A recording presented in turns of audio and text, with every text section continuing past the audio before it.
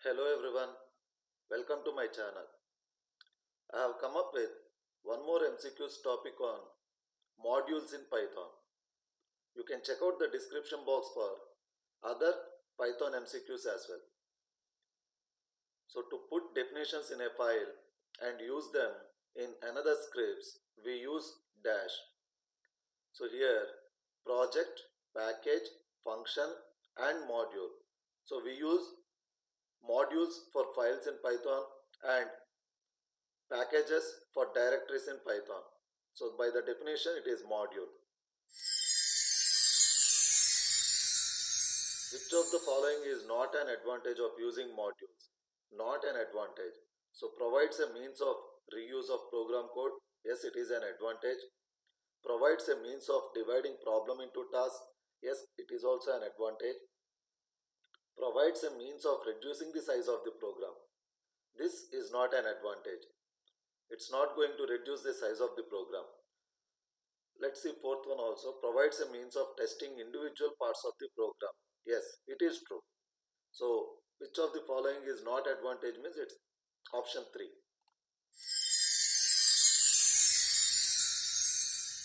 What will be the output of the following Python code? So from math import factorial, print math.factorial of 5. So we need to understand that whenever we are using from import clause, we are not supposed to include the module name again. Whenever we are using from import clause, we are not supposed to include the module name like this. So it is going to return error because the statement should be like this. Option D.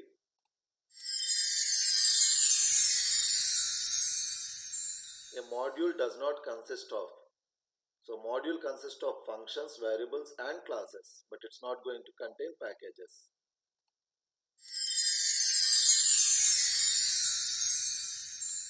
Which of the following is true regarding a package? Just before I said, so Python uses packages for directory purpose and modules for files purpose. So it is a directory.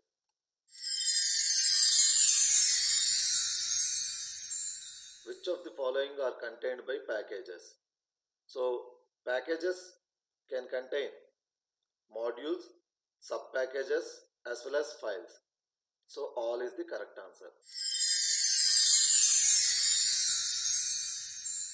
So when a package is created, which of the following file it contains? So it will be created with $_init $_.py file, which is going to actually contain all the import statements of the modules that it consists of.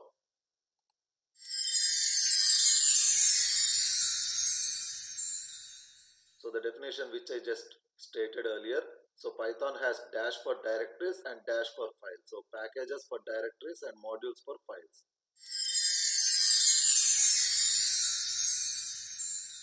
Two different packages can have modules with same name. Yes. So we use packages for that purpose only in order to avoid the name collisions. So it is true.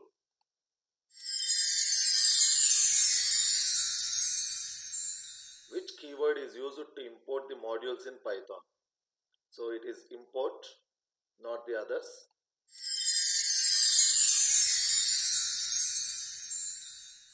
Which statement is true about a module? So module is the Python program which describes functions, classes or variables. Yes, it's a true statement and this is the definition of a module. Let's see others also. Module is a function in Python. No. Module is a directory in Python. No. Module can be anything in Python. No, it's not proper. So option A is the correct answer.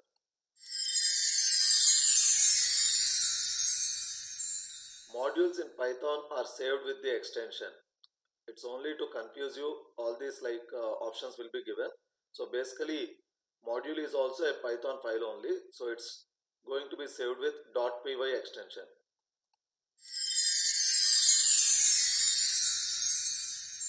What will be the output of the following code? Import random, print random.choice of a list of values are provided 924785.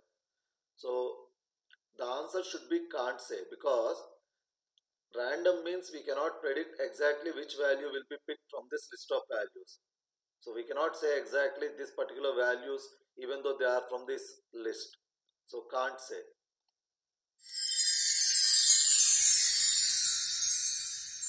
What will be the output if below statement is executed? Import random, print random dot randint of 5, 100. So by the definition of randint, so it is going to print any numbers between 5 and 100, including these values, including both 5 and 100. That means whatever the start and end we provide, that start and end are also included when it is going to generate any random integer. So it is option C.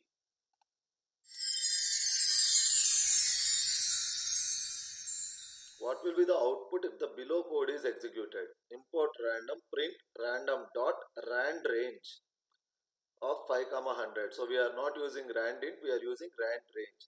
So the difference between randint and rand range are, so randint will be including the end value, whereas rand range will be excluding end value. That's the only difference. So when you want to exclude the end value, we go for rand range. So it is option B.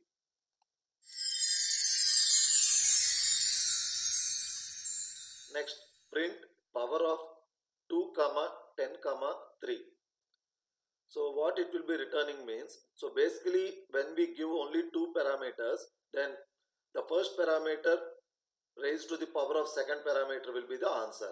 When we give 3 parameters, so first it is going to perform the exponential of the first 2 parameters, and then the resultant will be performed modulus with the third parameter. That means power of x, y, z will be x to the raise of y, and that resultant will be performed modulus with z.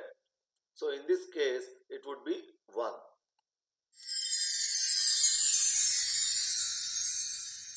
Import math, print math.floor of 5 point many nines. So whatever it is, floor means it will consider only the lower value, that is the lower bound. Here the lower bound would be 5.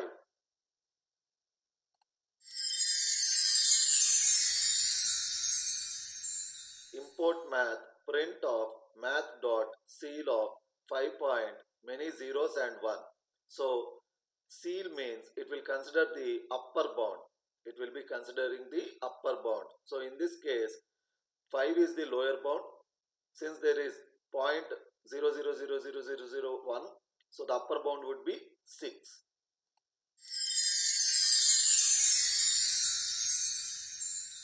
Math dot trunc of return. So what it will return? Math dot truncate returns what? So basically truncate will be removing all the digits to the right side of the dot. So whatever a real number given to you, in that number it will cut all the digits out to the right side of the dot. So that's the definition. So by the definition it is option B.